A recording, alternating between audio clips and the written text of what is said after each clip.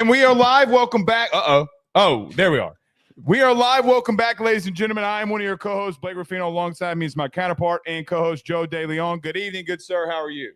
I can't believe I'm going to say this, but I'm doing well watching the SEC dismantle every other conference that they have played in the tournament so far this weekend. Have you been tracking this at all? I've been watching some. I don't watch all games. I saw Florida had a big win today versus UConn. But they've been doing fairly well. I mean, what is it, 6 teams in the Sweet 16? That sounds about right. They had 14 total. Some of the, like, Georgia wasn't that good. They probably shouldn't have made it. But like Alabama right now smoking St. Mary's, Kentucky smoking Illinois. So that's what I'm talking about. Like the crap teams doesn't matter. The top teams are kicking ass against who they play. Yeah, I mean, look, it's been a great year for them. I mean, they continue to look really well when you have that many teams in a Sweet 16. I still think that, look, the league this year, like, you had some teams with 3 conference wins that, like, are giving competitive, like, or maybe even, I think, 6 or 7 wins, giving competitive games. I mean, look, it was a really good league from top to bottom. That is for sure. But how about John Calipari taking a 10 seed, beating St. John's? I mean, even then, bro, they were 0 for 5. They even lost to LSU, and LSU's horrible. That kind of plays to how crazy this year has been for the SEC, is that, like, a low down team like that. I bet on Arkansas, so I felt pretty good yesterday that they ended up winning that game. That was a tough battle, though. The 2 Italian stallions of college basketball going after one another. That was a great game, though. That was a great game, and it's just overall just interesting to see how these SEC teams have done. But we're, of course, here to talk a different side of the SEC today. We are top 5 skill players in the SEC. Some of these I do think that we'll debate. I haven't even seen the list yet on some of these, but some of these I think are pretty evident on who needs to be on your list. There's a lot of different directions that we could have gone in. And you even texted me this morning. I thought it was really funny. You were like, man, this is going to be difficult. This is really hard. There's a lot of projection. There's a lot of really good young receivers. There's a lot of transfers. The only, like, one that was kind of, like, clear, there weren't really any tight ends. Like, Oscar Delp was the one guy that I debated putting in there, and I opted against it just because, like, I just don't think his impact is going to be so significant for Georgia that it needed to be recognized as a top 5 guy in the conference. He's not Brock Bowers. Yeah, I mean, like, I had contemplated, but I would be listed a homer. I mean, you can't see Trey'Dez Green do what he did on a basketball court and as a tight end for LSU not look at this and just be like, oh, all right, this is a different level of human being, even though he ended the season with 2 receiving touchdowns. Well, why didn't he play, Blake? Well, he was behind Mason Taylor, right? Like, I mean, there was a little bit of a difference there. But you're right. Like, there would have been a lot of projection in some of these. Some of these are going to be projection, okay, even for me, on how good they could do. Like, I even think, Joe, I'm sure we'll talk about Zachariah Branch a little bit here. I even think Zachariah Branch might be a projection of what you think he could do. And I will be open and honest. I took him out of my list literally 30 minutes before the show because I just couldn't do it anymore. Well, and that's, like, the thing with a lot of these guys that we're talking about. Like, I was even really surprised to discover that Kevin Concepcion's production last year wasn't that great. And you have a couple of guys that were playing in some brutal situations where they were playing on teams where their quarterbacks that they were throwing on the ball just were not playing well. Like, I almost put Ryan Wingo on my list, and then I realized, like, hey, his production wasn't that great last year. He needs to show something. Zachariah Branch was kind of the same case where he wasn't getting schemed the touches that we would expect. I almost threw in there Sturdivant from Florida, who transferred from UCLA, who had really good production, who, like, he's a guy on the outside that we could be talking about who's a really underrated transfer amongst this mix. Yeah, I mean, I thought about him, but then I went back and remembered the LSU game, and I'm like, didn't play well there. Yeah, he's been hyped up, but it hasn't really played to the hype. And basically, he did make a catch along the sidelines. I think it got called back, maybe. That was absolutely ridiculous, but I mean, everybody made ridiculous catches against LSU last year. So we'll get to that. But we'll also get to Ron Rivera at Cal later on in the show. But, Joe, we need to start off with this. Yet again, another offseason that we got to talk about Georgia football and not the light that I think that Kirby Smart wants us to be talking about his program in, as Nitro Tuggle and Marques Easley, were arrested this past week due to some driving incidents. Now, I want to talk about Nitro Tuggle for just here before we get to the Easley kid. First off, I don't condone speeding. I don't condone breaking the law. I don't condone any of that. However, he was arrested and booked and brought to jail. Okay? He was released on a $26 bond. It costs more money to the taxpayer to release him and process him out versus bringing him to jail. Now, as someone who, before going and doing this full time, who spent a long time in law enforcement, this is what I'd say. And around attorneys, literally 24/7, like literally working hand in hand with them in reference to what I used to do. This has got to be the stupidest shit I've ever seen. And got to be honest, I know that Kirby is trying to make he's trying to come out here and say, and put his foot down on this stopping. The Tuggle incident is not one of those that he should have put his foot down and suspended the kid, which he did suspend him. Joe, it's a ticket violation. It's write him a summons. Like, what are we doing on some of these incidents? So I will say this, okay? I don't condone, and there's been a lot that's going on. Some of these, by the way, are idiots, like idiotic. Like, remember there was one last offseason that the police officer confessed to not even seeing it, but being told that someone was speeding, and he wrote somebody a ticket. Like, come on with this. Now, the Easley situation where he wrecked into somebody's apartment, I can't defend that. Now, I don't know what else Kirby can do here. I do not know. I mean, he suspends the kids. Other than that, I don't know what to do, but yet it's another incident here. Right, the drag racing situation with Easley, I don't know if he was racing anybody, but he was trying to, he was going way too fast around a corner, and that resulted in him to spin out and crash into an apartment building. That was really stupid. I had trouble finding a lot of information on the Tuggle stuff. Like, I don't know how fast he was going. I don't know the context of really what time of night it was. It seemed like it was late because he got out at I think 3 a.m. or 2 a.m. or something along those lines. Anyone who remembers when we first started doing this show, I used to debate you on this like crazy, and I'm on the opposite side now. I'm in agreement with you because I just don't understand what is supposed to happen. Like, what is Kirby supposed to do to fix all this? It feels like on both ends it's extremely reactionary. It feels like because of the incident where there were deaths with Jalen Carter and that whole racing incident that occurred. Agreed. That it's reactionary by the police, that if they realize they've pulled over a Georgia player, that they need to take him into jail. And then now Kirby has to suspend these guys. Otherwise, there's going to be national backlash.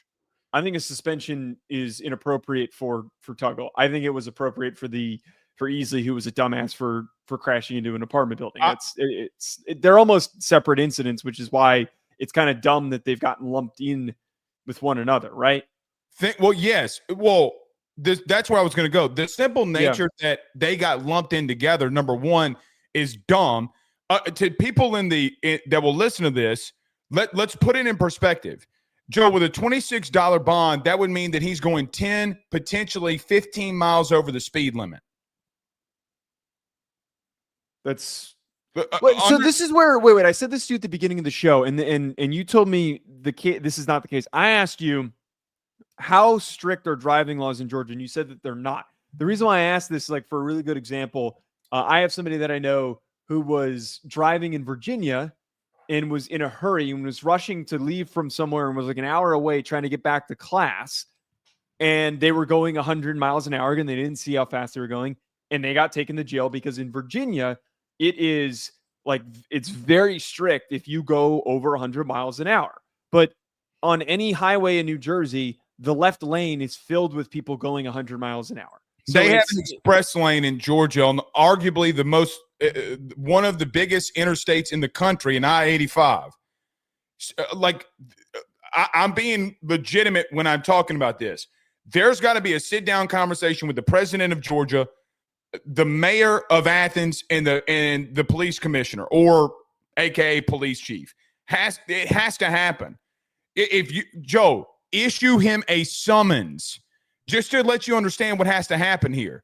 The kid's vehicle has to be towed. So you go and bond him out for a $26 incident. After the $26 incident, he's got to go pay around $300 to $500 to get his car out of the impound. By the way, he's suspended. If he's issued a summons, he's not going to get suspended. I don't think here's what people lump Tuggle in for, and I'll get to Easley in a minute. The Tuggle incident is arguably one of the smallest incidents that you can have when it comes to breaking the law. Again, put your foot down on Easley.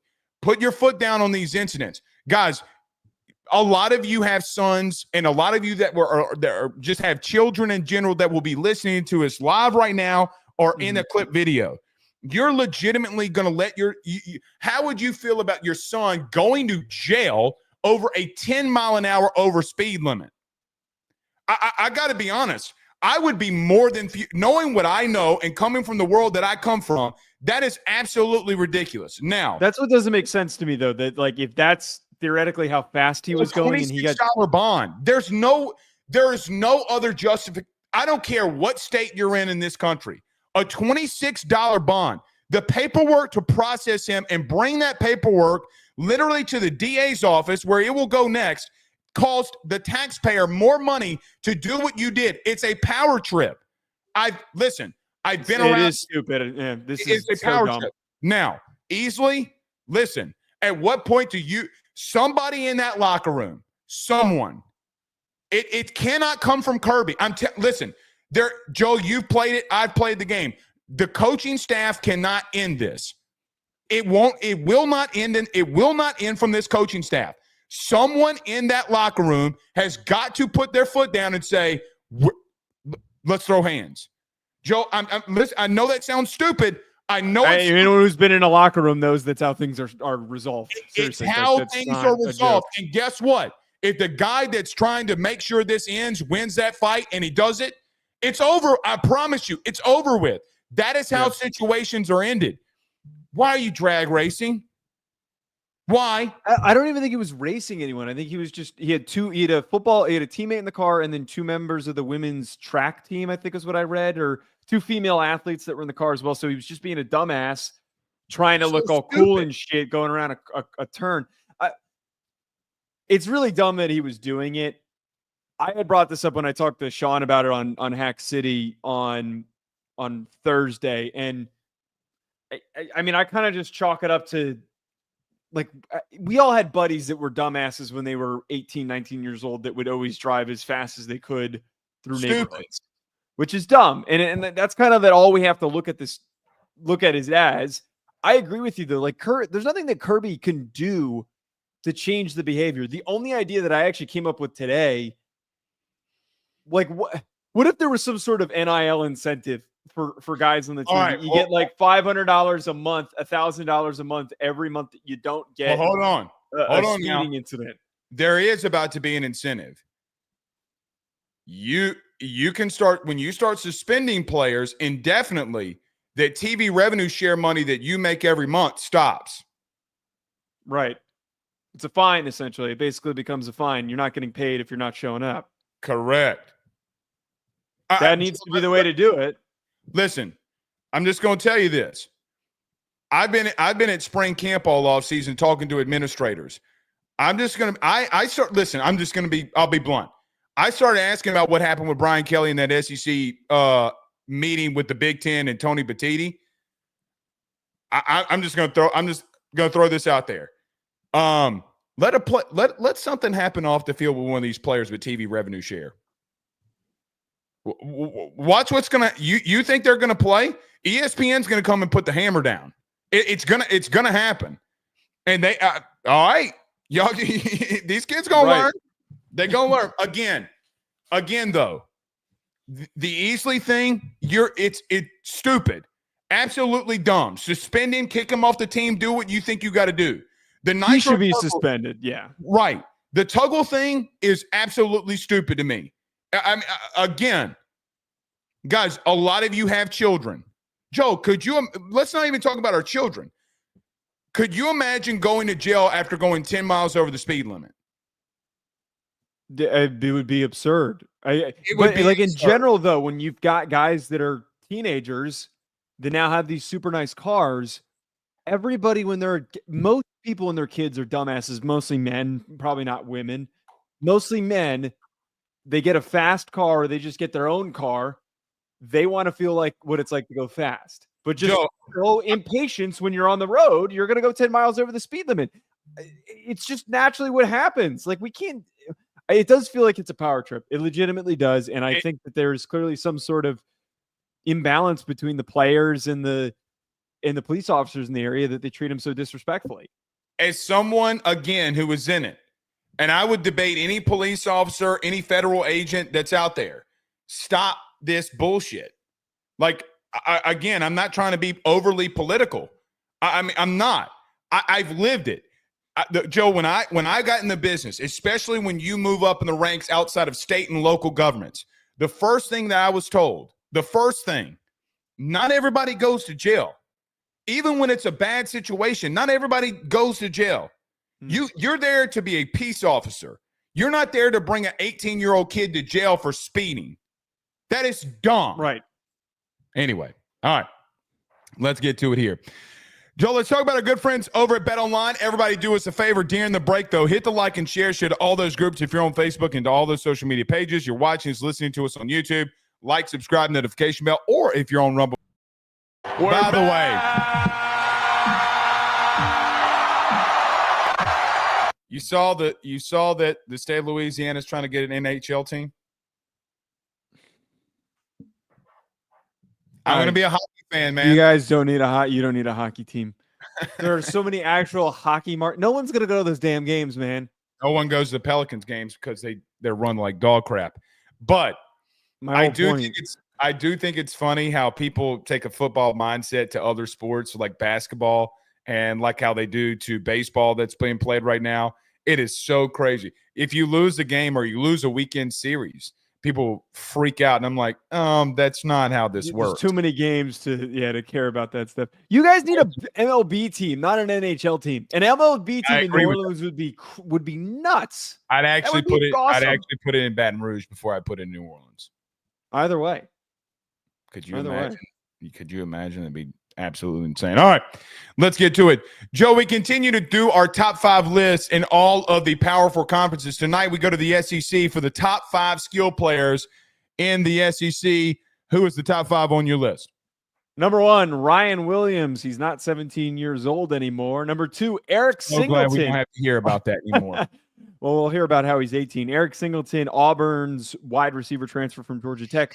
Deion Burks from Oklahoma. Oh, I can't quit him. Number 4, CJ Baxter, running back from Texas. And number 5, Ahmad Hardy, the Missouri running back who transferred from UL Monroe. Yeah, and listen, before we get to it, the Hardy kid can play. I mean, I've seen him a lot. I watched his tape because I wanted to double-check the stats. We'll get into him. He's a good player. We'll get into him. The only thing is he's really small. And I do wonder, I do wonder how that translates to the SEC. Here's my top 5, Ryan Williams and Eric Singleton, 1 and 2. So we have the same there. Cedric Baxter, the running back out of Texas. I don't know. I'm looking at the screen like I can't read myself. Aaron Anderson at number 4, the LSU wide receiver. And at number 5, Kevin Concepcion at Texas A&M. So we both have Ryan Williams at number 1 on our list. The now, as you mentioned, not 17-year-old kid anymore. Joe, I don't think that there is a question that he should be the number 1 guy going into the season here.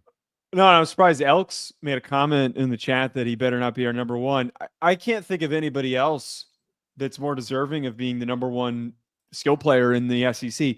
His impact as a, mind the joke, 17-year-old freshman, he was younger than everybody else on the field. The way that he was just so naturally able to take over games is something that we've never seen before. It's one thing sometimes when you see these kids that are like really just naturally good athletes. They have a couple of big games as freshmen. him taking over the Georgia game will be forever ingrained in my memory. He can make unbelievable catches. He is dynamic after the catch. He's a great route runner. He does everything to eventually become a top receiver in the sport. Him and Jeremiah Smith, who Jeremiah Smith is obviously ahead of him, are going to be so highly sought after when they both declare for the draft in 2 seasons. So Ryan Williams last year as a freshman in an offense who, Joe, quite honestly, couldn't throw the ball down the stretch, had 865 yards on 48 catches and 8 touchdowns. I do think a lot of situations last year where they struggled offensively is because they couldn't find a way to get him the football. I do think that in the system and with Grubb coming in and with the quarterback play that I do think that you can have there, I do expect him to take a bigger step forward with a quarterback in Jalen Milroe, who, and a lot of times, Joe, could not throw the football in key situations.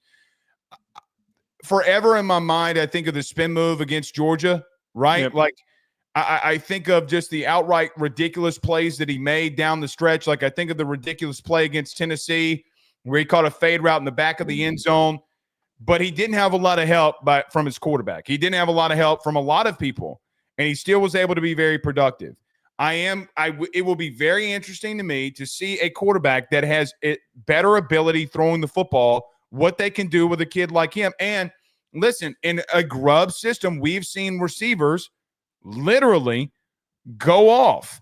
And I think that he can have I think that we saw glimpses of him, okay, even with him almost having double-digit touchdowns, by the way, but we saw glimpses of him. We didn't see the full thing because of the inefficiency of their offense. And I think that is why he will be in that situation. You can look at the Georgia game and say that that in the beginning of the season they were okay. Well, that's where he had his most production. Down the stretch, like against Oklahoma, he could not find him. I mean, the one ridiculous catch he had against Oklahoma was called back. So Ryan Williams, for me, is the best skill player in the SEC, bar none. Yeah, and the biggest thing that you just mentioned there, though, is that you have Ryan Grubb, Kalen DeBoer, obviously from when they were both at Washington. The receivers coach's name is escaping me at the current moment. They have had, when they were at Washington, they had 3 guys that developed that weren't premier recruits that went on to be highly drafted guys in the NFL. Romeo Doubs is going to be great this upcoming year. Jalen McMillan was one of the biggest late-round steals for the Tampa Bay Buccaneers, and Jalen Polk, I think, still is going to improve and get better, and everybody's kind of been out on him, but he's still a dynamic player who was a second-round pick. Mm-hmm. I say this to say that wide receiver development has been Grubb and Kalen DeBoer's greatest trait, even more than quarterback development. I think we get so hung up on Michael Penix doing as well as he did, and we don't give the credit for the receiver development. Receiver development is hard.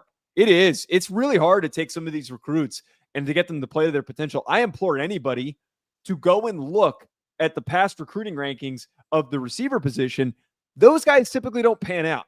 A lot of them don't. A lot of the best guys end up being 4-star, 3-star guys. So Ryan Williams, who has this unreal skill set, who enrolled really early and reclassified, had 1 season and an off season, now gets a whole nother offseason to build up his body and to be ready to actually be a true playmaker instead of just a young dude who's balling out.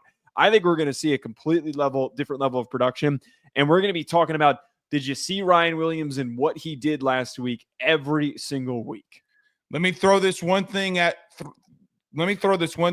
you. And I've never brought it up. Oh, I meant to say Roma Dunze, by the way. I said the wrong thing. Go ahead. I know what you mean. People know what you mean. If they're okay.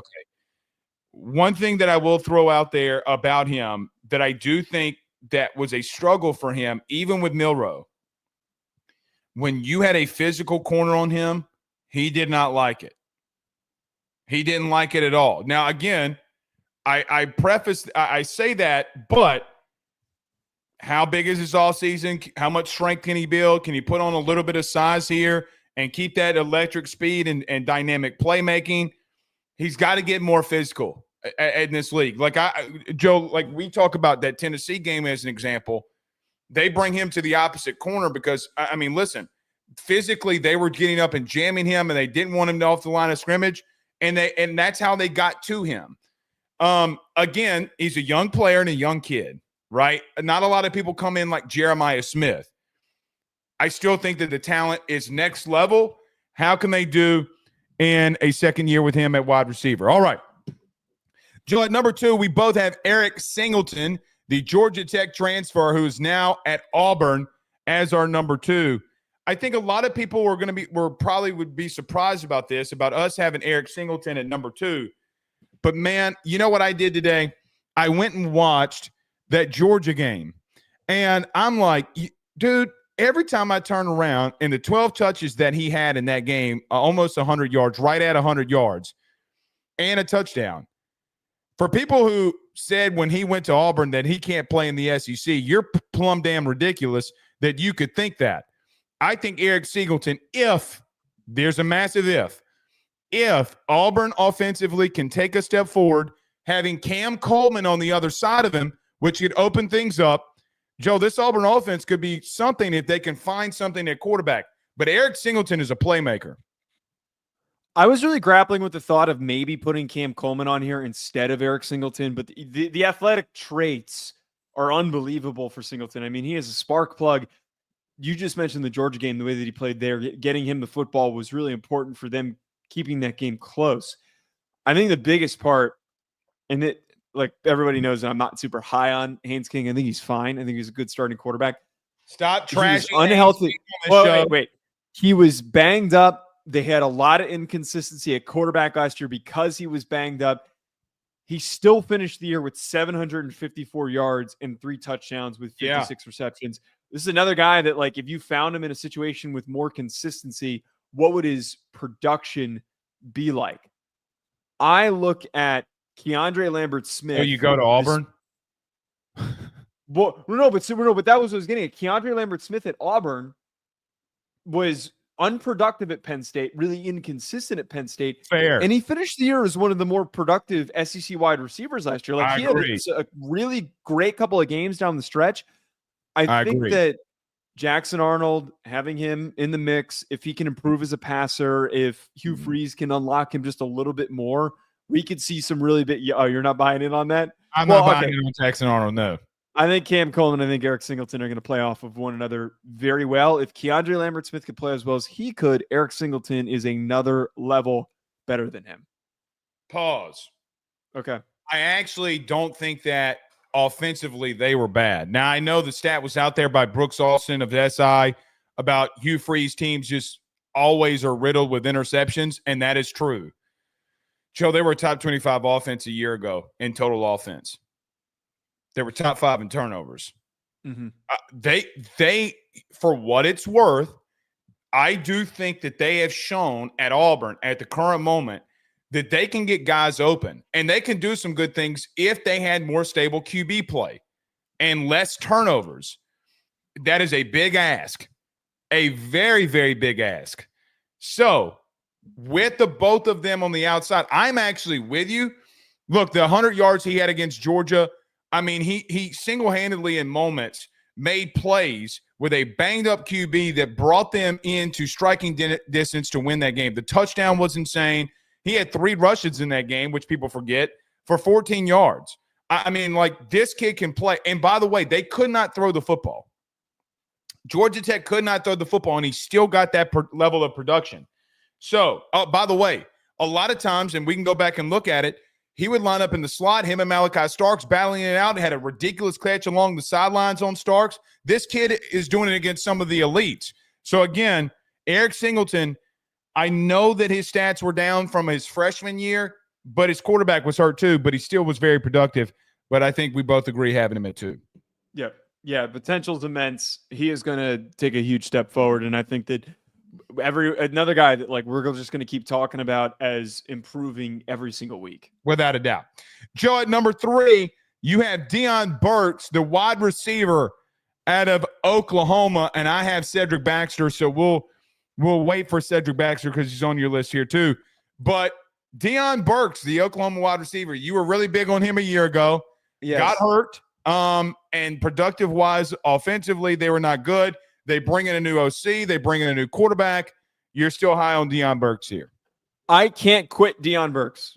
31 receptions, 245 yards, 3 touchdowns. Does not look sexy, but he played 5 games. And a couple of those games that he played, Jackson Arnold, the whole passing offense, they were a mess. They were a shit show. I mentioned this coming into the season. The NFL really liked him before he got banged up. The NFL in draft class ago in the 2024 class deemed him as a guy who could have been drafted as a top 100 receiver, meaning he would have been a second round pick, a third round pick.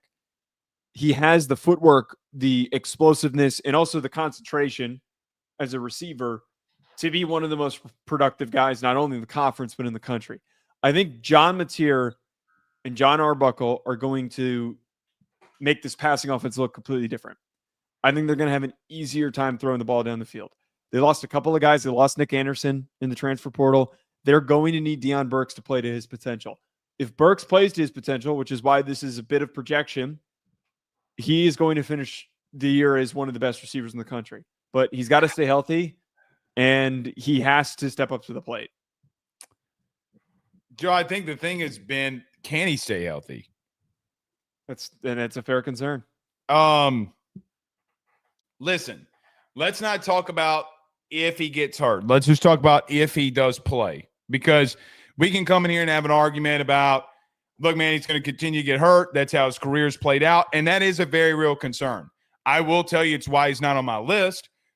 It is what it is. Him as a player, when he's healthy, he's one of the fastest receivers in the country. He can take the top off of an offense. I still need to see Oklahoma be better offensively along their offensive line, which I do think will hurt him. Joe, the problem is that they try to be, in some of those games when they still couldn't throw the ball, they try to be productive with him.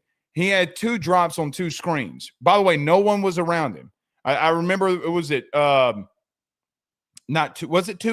It was one of the FCS schools they played, and it was really close. I forget who it was they played early in the season. Maybe it was Tulane. It was close, and then they blew him out at the end of the right. game. Yeah. But even then, they were having struggles with a team like that, and he had some struggles.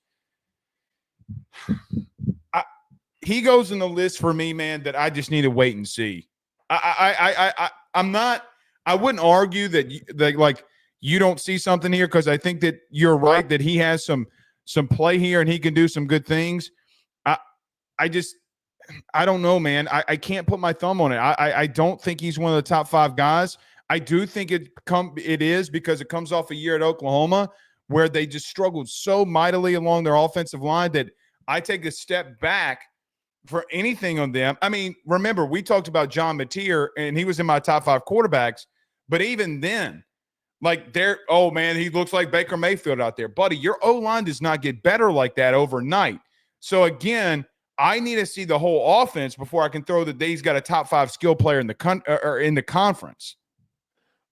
Look, and I totally get that, and I think my commitment to Deion Burks is on a completely different level, because this is a kid that I scouted when I was doing consulting for agencies, and I was trying to find guys to recommend to agents. And Deion Burks was one of the first guys that I found, and I was enamored with. And that was without the knowledge of knowing that the NFL – this was the very beginning of the Purdue season last year. This was after their very first game when he popped off for over 100 yards, and he was super productive at Purdue on a team with Hudson Card who could not get him the football. Mm-hmm. I think that there are plenty of opportunities this year, if he does play a full slate of 12 games, for him to be 1,000-yard receiver or more, because he was pacing for that when he was at Purdue. The level of defensive prospects and defensive coordinators that he is facing in the SEC is the same as it was when he was at Purdue that one season. So there is evidence for it.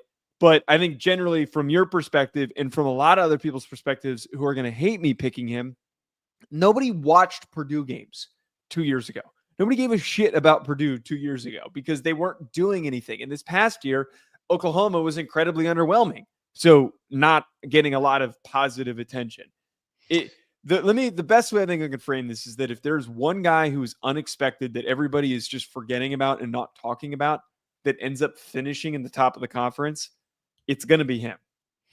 I don't even know if he's the number 1 receiver on their team. Who else would be? He's the most talented guy that they have in that receiving room. I stand by that. Well, remember we talked about them in our spring. We talked about some teams going through spring ball. And apparently, the Gibson kid has been really good. I mean, like we'll see, man. But I mean, per them, they don't even know if he's going to be their number one wide receiver for the season. We'll see there as well. Speaking of Oklahoma, their arch rival in Texas, a lot of people are probably going to be mad that we didn't put Ryan Wingo on here too.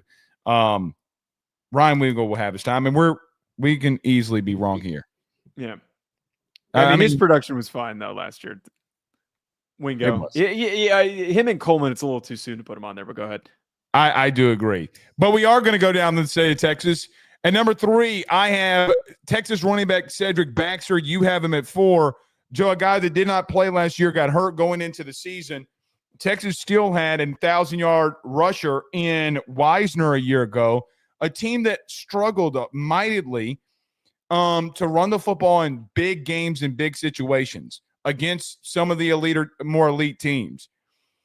You bring in C.J. Baxter, who's coming off that ACL injury, and now I'm going to contradict myself. I still think C.J. Baxter can come in here and dominate and do some really good things. I have him at 3. You have him at 4.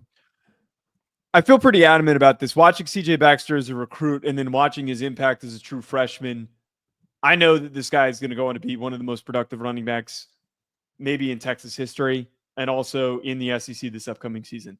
They needed a hard, physical, and explosive runner like Baxter badly last year. And I know everybody points out Trey Wisner was productive. Jaden Blue had a couple of nice games. Baxter's on a different level. Wisner is a great second running back. And the fact that they tried to keep turning to him when they couldn't run the ball, it wasn't going to produce. What was it, the last game against Ohio State? He had like 20 carries and 50 yards. I mean, well, and then they just started throwing them passes out of the backfield. It was the only way that they could get them in the mix. Right. Sometimes when you're having trouble and your offensive line's not doing well, you need somebody who's not afraid of contact, that's just going to run into the mess and see if he can create something. I think that's Baxter. I think that Baxter is a total catalyst for them improving their run game in 2025. If he hadn't gotten hurt, our perspective on him would be completely different right now. We would be talking about him as one of the best players in the country.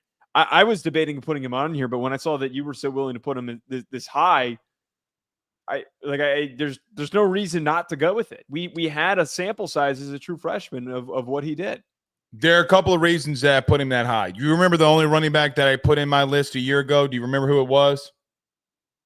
Who was it? Rocket Sanders. In the Big Ten and the SEC, I don't give two Rudy Poos what conference it's in. There will be games and there will be moments you are 100% spot on. Sometimes when shit's not there, you got to put your head down and you got to run through somebody's face mask. You know what else he's got? He's got a first-time starting quarterback in Arch Manning. And as much as everybody wants to beef up Arch, which we are two people who are a part of that, right? Like we are on the Arch Manning train.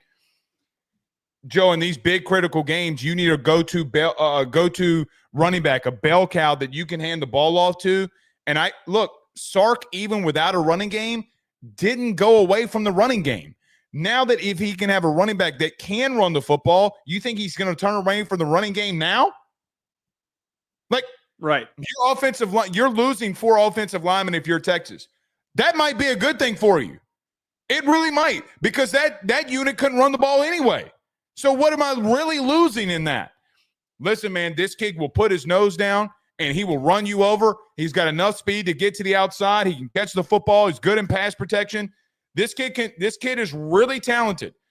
I do get worried, for what it's worth. I do get worried when a running back comes off an ACL injury like that. But I'm going to do what I did with Deion Burks. I'm not going to talk about the injury. If he is fully healthy, this kid can be probably and arguably the best back in the SEC. That's the biggest key here. Deion Burks, I'm being a little bit like projection oriented, and there's not enough like big game context to like actually be able to sit here with Burks. It's like there's just not enough exposure. CJ Baxter, we had that. We watched CJ Baxter, what he did as a true freshman. And I think the biggest part about this is I forget the exact quote, but Steve Sarkisian had said that he emphasized, I think it was at a coaching clinic that he talked about this. He said that, like, you know, everybody likes to talk about the passing concepts and what we do in the passing game. But notice how every single year the Texas has had a 1,000-yard rusher. And I think that it required a lot of force to get Trey Wisner's production this year. It required a lot of extra effort to get some of the big games that he had. Now, he played phenomenally. He was a great player, but he wants to run the football. And he wants to give the ball to C.J. Baxter and to run the ball hard and to run early. And I think you just mentioned there, too, is that, like, you've got Arch Manning. You want Arch Manning to play to his potential. The way that you help him play to his potential is by pressure not being all on his shoulders to do everything. It's let Baxter get 6 yards on first down and let the rest happen from there. That's exactly what Rocket Sanders and Dylan Sampson did a year ago. I mean, people forget. I mean, like, look, man, sometimes you just got to put your head down and get tough yardage. I will say this. I did see that clip on Sarkisian. Sarkisian and Lane's biggest misconception about them as play callers is them running the football. Everybody thinks when they are a high-flying offense, it's all about motion, pass, throw the ball all over the place. That is dog shit. That is not true. Their main core, whether both of them being at Alabama or both of them being now head coaches, when did they have their most success? When they had explosive running backs. Judkins, I would even say not this past year, but the year before, overall, you could make the argument that they could have been a better overall team. I mean, it's just factual. And they ran the football at a very high clip and a very high rate. I am willing to put C.J. Baxter there high atop of it. All right, at number 4, I have Aaron Anderson out of LSU coming into this list.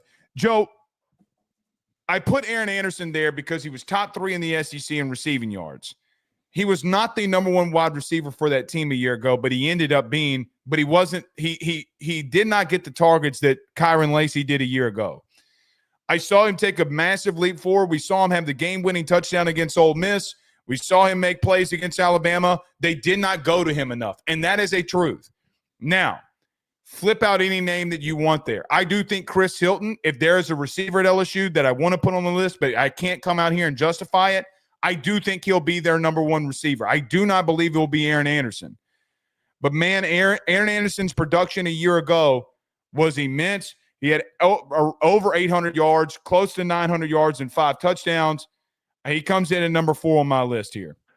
I got to be honest, like, knowing where the attention was on LSU's offense and, like, just me from, like, a broad national perspective, one of these guys that, like, I just don't know enough about. Like, I know that Aaron Anderson had 900 yards, very quiet 900 yards because of everyone talking about Kyron Lacy last year and how productive he was. A lot of attention was obviously directed towards Garrett Nussmeier and his almost lack of quality performances and all that good stuff. But, I mean, he was a sophomore. What's the upside, you think, with Anderson? And are you just kind of going off the fact that LSU will have a truly dominant receiver and somebody will step up to the plate and you think that it's most likely him? There's three things. No, I don't see, here's the thing. No, I don't actually. I'm going to do something I shouldn't do, but I'm going to be truthful instead of trying to fit a square peg in a round hole. I actually think it's going to be Chris Hilton if he stays healthy, if I'm being honest with you. I think he will be their number 1 wide receiver. I don't think it will be Aaron because Aaron's he's little. And the problem with that, though, is every time he got the football, Joe, again, 61 catches, 84 yards, and 5 touchdowns. I can go to every game and show you where he absolutely obliterates any team that he's playing against. Right. He did not get – Joe, think about this. He had 87 targets on 61 catches. Kyron Lacy had around, I think it was like 55, 60 catches on double the amount of targets. That's the level of efficiency that he had. Now, Aaron was a former 5-star, went to Alabama, transferred to LSU. The dude is so quick in running his routes. And I think that is the thing. He is not your typical LSU wide receiver where he's explosive over the top. Where he's explosive is he is the ultimate slot dude. He is ultimately a guy that you should go to in these slot situations. I've been out there. I think he's been more than fine. He just took a massive leap from that offense that they had with Jaden. Again, I don't even believe that I could come out here and justify. I do think Chris Hilton will be that guy, even over Nick Anderson and Barry and Brown. They got a lot of dudes, and they're going to try to spread the ball around. The problem is I thought that they did not go to him enough. And when they did, he exploded on everybody. Joe, he was top 3 in the SEC in receiving yards. And by the way, he was arguably their 4th option. They didn't go to him enough. And that's the part for me that I'm like, I mean, now he steps into a situation as a junior where he is going to be one of your top, if not your top option right now. Well, I think that's what's intriguing, though, is that like I almost feel like this upcoming year he's probably still not going to be that number 1 guy, because Barion Brown, I'm really intrigued like what happens with Barion Brown. Like I think Barion Brown could end up exploding and dominating this year and dominating the headlines this year, kind of like Kyron Lacey did. And but the other part, be Chris Hilton. Well, and then I was going to say there that I understand that there's a lot of hype with Chris Hilton. I understand that there could potentially be a lot of momentum. So is Anderson then the safer pick then? Because like it would be the safer pick. I can't come out here and justify Chris Hilton because he's been hurt the last 2 years. Okay. But when he comes in and he's healthy, let's look at what he did at the end of the year. He had 3 or 4 receiving touchdowns. I mean, his speed is immense. He was the one that ran the 23 miles an hour. They try to take the top off the defenses. He did it at Oklahoma. He did it at Florida, but he dropped it. I mean, he didn't get healthy until the end of the season. If he stays healthy, he will be their number 1. I don't give 2 Rudy Poos if Nick Anderson's there or not. I mean, he has that world-class speed. But again, it is the safer pick out of all of them. Just generally, I wouldn't argue with you having putting a LSU wide receiver. Just almost, I almost think it would have been funny or easy to just write down LSU wide receiver. Like we could probably, if I didn't know that you were going to freak out, I would have put LSU receiving core at 5. I don't think I would have freaked out at that. The only reason why I didn't put one on my list is because of this conversation that we're having right now that we don't know which of the 3 guys. There's too many guys that we're naming. One of them, they're going to eat up each other's production, which doesn't mean that they're not all good players. It just means at the end of the year, their numbers are probably going to all be relatively in the same ballpark, and they might not lead the conference. Joe, I'm telling you, though, every 2 or 3 years, one of these kids from Louisiana come out there and do Malik Neighbors and Brian Thomas type shit. Yeah. I do think it's Chris Hilton, but I will say this. I've been out there for 9 days or 5 days, but they've been in camp for 9 days. Gary Bear picked that shit up. If you ask me right now, does LSU beat or lose to Clemson? I'm saying they're losing to Clemson. Oh, you don't think Garrett Nussmeier's looking great right now? No. I don't think they're looking good offensively right now, but I'll tell you this. To all them people that said Patrick Payton doesn't get effort, you're a fucking idiot. All right, y'all better quit playing. Bro, you know I agree with you on Patrick Payton. Brother, you know I agree with you on him. Dude's going off. Dude, I believe it, man. You motivate him. He's gonna bust heads. Dude, all right. Wait till we get to our top 5 defensive players, and you go right on ahead. I'm going to be a little bullish on that. All right. Zachariah Branch comes in at number 5 for you, Joe. Zachariah Branch is not there. Ahmad Hardy comes in at number 5 for you, the running back out of Missouri from the transfer portal of ULM. At number 5, I have Kevin Concepcion. Let's go with Ahmad Hardy, the new Missouri running back. Yeah, look, I understand that there's naturally going to be like a little bit of pause when we're going with a Sun Belt kid who's jumping to the SEC, but this is a kid who last year rushed for 1,300 yards, 15 touchdowns, 5.7 yards per carry as a true freshman. This is a freshman. You mentioned there's a possibility like maybe he's a little bit too small. He has got time right now to bulk up and add a little bit of weight. Knowing that what we got out of production from Cody Schrader, who transferred up from Division II, I feel very strongly that Ahmad Hardy is going to be one of the leading rushers in the conference this year. I think he's going to at least get 1,000 yards. We know that Missouri likes to run the football. Leaning in on Hardy is only going to help this team. And I think Bo Prabula, they're going to be able to run the ball with both of them, that they're going to be aggressive about working in read option and using both those guys as the athletes that they are. I came away with one thing when I watched Hardy. He runs freaking hard. He runs hard. He was like a 200-pound running back, and he was running through anybody that was getting in his way, and he was not afraid of contact. That stuff translates as he starts to get bigger and stronger. I'm going to make a joke here. It's not funny, but to me it's funny. I feel like Ahmad Hardy is the guy that is gone viral from drinking the water and putting his face in a bowl of water. You know what I'm talking about? Why? Because I just felt like because the dude ran. Remember the video where the guy was running? He ran really freaking hard. He ran really hard. Like that's what I imagine Ahmad Hardy. Now, ULM, he was their team a year ago. The problem for me is he's 5'7", 5'8", but $180. No, he's a little heavier than that. He's a little heavier than that. Yeah. Okay. No, he's not. All right. All right.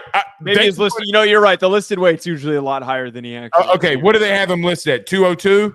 That's bullshit. 200. He was probably 190. Yeah, that bullshit. He's at 180, 185. I love him as a prospect. I don't think he's brother.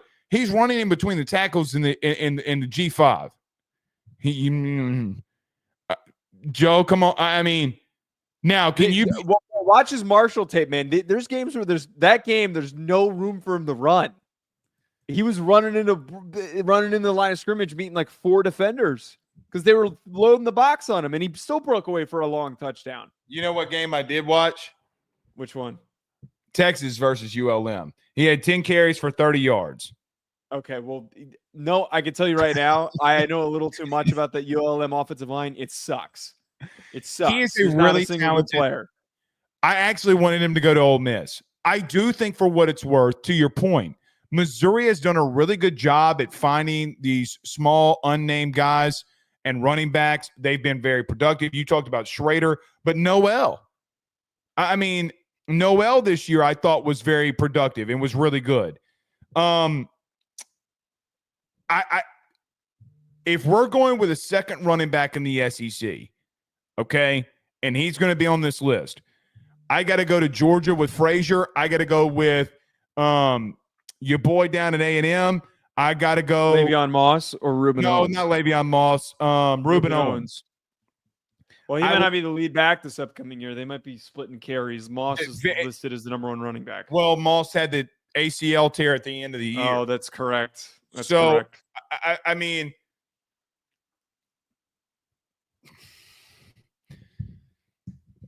Joe, there's probably going to be a running back that explodes that we're not talking about. I don't think it's him. I really listen, Dylan Sampson was that guy a year ago. Okay. I don't think it's him. Now, you have a new running back, an undersized running back with a new quarterback coming in at Missouri. You're replacing Theo Weiss. You're replacing Luther Burden. For me, I'm down on Mizzou this year, if I'm being frank with you. Now, oh yeah, I know it's great. Well, my only thing with that though is they had all those guys and they still weren't productive last year. Something was getting in the way. Their offensive line didn't play to their potential. Cook got hurt early. If you remember, he got hurt in that. Remember, A&M routes them. I mean, they beat him down. We'll see, man. I love him as a player. I think he's more. I think he's a Darren Sproles to be. That's what I see in him. A guy that will run hard, catch the ball out of the backfield, and is very side to side when you need him to be. But being 180 pounds at 5'7" in the SEC is not going to work for you. I don't think it is. I'm gonna put a little more faith in him than you are. All right. The last one here, and by the way, we didn't even talk about Zachariah Branch.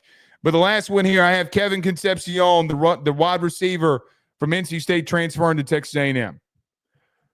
Concepcion, I almost put him on here, and I didn't want to get too crazy with the amount of receivers it was putting on here. His season this past year was really disappointing. He only had 400 yards. NC State overall was really disappointing. There you go. Yeah, he looked awesome as a true freshman, and he took a little bit of a step back. I am glad, and I almost wish he transferred sooner, because now he gets an opportunity and a chance to actually get the ball and to go out there and cook. He should be their number 1 option. I know that they grabbed multiple receivers in the transfer portal this year, but Concepcion is one of the best developed receivers at this current point. Yes. He could end up being a first-round pick. He's got every tool in the toolbox. He's a good route runner. He's got pretty reliable hands. I think that Concepcion it's a very easy pick. And it's not like a negative way of putting it. It's just, it's safe because he can end up being a really productive player this year. Dude, he had 6 touchdowns in a bad conference with a dude that retired during the season after almost getting really hurt on the field. And I'm not trying to joke with that. NC State was god awful. They got weapons in A&M, man. They got weapons now. He's the number one. Listen, I'm going to tell you this. I'm just going to throw this out there. I'm higher on Marcel Reed than you are. I'm not low on him. I just kind of got to I need to see him as a passer, but continue. I think he'll be fine. I think he's going to be fine. So what I worry about with Concepcion and why I don't want to put him on this list is you have a defensive-minded head coach that wants to run the football and play really good defense. Even if his statistics are low, it's not going to mean the impact is low from him. Now, Marcel Reed, for what it's worth, he had his coming out party against Florida. I think down the stretch, they as a team faltered. He did not falter necessarily. The team around him faltered. He did not have a true number one against Texas that could get off the line of scrimmage. Concepcion, for me, you can move him in X, Y, or Z. That is the great thing about him, is that you can put him in so many different positions. I like him as a prospect. I like him as an overall wide receiver. I think you can be creative with him too. It's going to be interesting to see how they utilize him. Absolutely. Here's the thing for me. Out of all of this, and I want to end it here, and this is a part of Concepcion, there are guys that I am higher on that I did not put on this list that I cannot justify. Ryan Wingo is one of those, right? Like Ryan Wingo is one of those that I can't justify at the current moment. Chris Hilton was one of those that I could not justify at the moment. There was actually a couple of freshmen that I thought that could, let's see if they can make some impact that I can't justify. When it comes to the SEC at skill, yes. I think that there's a lot of high talent, that there's some things that could really happen here. Or, look, man, I think what? I think they're going to be fine, but I mean, there's just not a lot of – there's a lot of talent without the production. Like Ryan Wingo could be one of the top wide receivers in the country. He has hardly any production. Well, I think the big thing with Ryan Wingo is that he was in an offense that the primary focus was originally Isaiah Bond, and then it shifted towards Matthew Golden. So he wasn't the guy behind two NFL guys. There's nothing wrong with it. Right, which is why, like, it's less of like, hey, I need to see more. It's just he's going to end up being really great, but we've got a couple other guys that are high priority players that were highly sought after or were highly productive this past year and are only going to get better. I think Wingo, if there's one guy out of anyone that we haven't mentioned, if anybody goes on to be top two at the end of the year, it's probably Ryan Wingo. I think that he has it now, especially he got LASIK. Of course, that's important. He did. And listen, I'm going to throw one at you. I know you think I'm dumb and I'm crazy. The number one running back in the country last year was Harlan Berry. All right. Okay. Here's my only thing. I didn't put him on there. I know. Here and justifying now. I think that it is. Last year was an exception with the amount of freshmen that played as well as they did. I agree. Harlan Berry is going to be insanely good. But I feel like, I just feel like Caden Durham has kind of already established himself. Is he not, brother? You think Harlan Berry is going to knock him off? They've been putting him in the backfield and they'll motion him out. He's the best route runner on their team.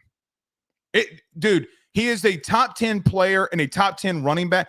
Listen, Chad Simmons of On 3. Don't take my word for it, okay? So let's take the bias out of Blake's take for just a moment. Said that he's the closest thing to Reggie Bush that I've ever evaluated. Okay. I'm not going that far because Reggie Bush is one of one. I don't think you can go that far. All right. He's exactly what Jeremiah Love was for what Brian Kelly and Marcus Freeman recruited him. It's the same bit. Motion him in the slot, ask him to run routes. I don't think that Harlan can have that level of Jeremiah Love or Jeremiah Smith impact. Well, I mean Jeremiah Love impact. Yeah. I don't think that he will have that much. I think they're two different kind of dudes. All right. Okay. Hey man, I'm rooting for him. I'm rooting for him. I just Okay. give it like a quick pause on freshman. I need to see him listen, first. me too. Listen, he's not on my list. I'm not putting him there. There's a reason he was at number 1. There are some young kids that are coming in here that you better watch out for. And it's not just there. The kid Dallas, another one that I was thinking, I thought about, the kid Dallas Wilson at Florida. Yeah, I think that there's a chance that I think that last year's all freshman dominance across the conference, across the country we're going to be very quickly reminded how hard it is for freshmen to contribute early. That is true. That is very true. Especially because all these guys are sitting. These guys, all these guys are sophomores now, so they're going to still think about this from a national perspective. Think about this. Who are the 2 kids at wide receiver on the front of the NCAA cover? It was Jeremiah Smith and Ryan Williams. What were they last year? Freshmen. I think because you had so much – this is what I think ultimately happened. You can call me crazy. Because of the draft, we had such an offensive explosion of draftees from an offensive side of the football, wasn't it? 26 of 20, yeah, or more than that. It might have been. I think it was like 25, 26 of the 32, right? I mean, because you had insane. It was insane, okay? You took a step back across college football offensively that I think that it's gonna take an explosion again, and these kids are gonna develop. So we'll see. Yeah. Absolutely. All right. Anything on Ron Rivera going to Cal as the GM? Do you want to get to that, or do you want to punt? We can either one, whatever you want to do. What do you want to do? I don't care. We can get to it tomorrow. I don't think that's exactly breaking news that needs to get, because it happened 2 days ago. It has absolutely no effect on our daily life, and Cal's still going to suck because Brian Harsin is their OC, and Fernando Mendoza. I forgot about that. I forgot that they hired Harsin. Yeah, and Fernando Mendoza is no longer their quarterback. Exactly. See y'all tomorrow. Peace.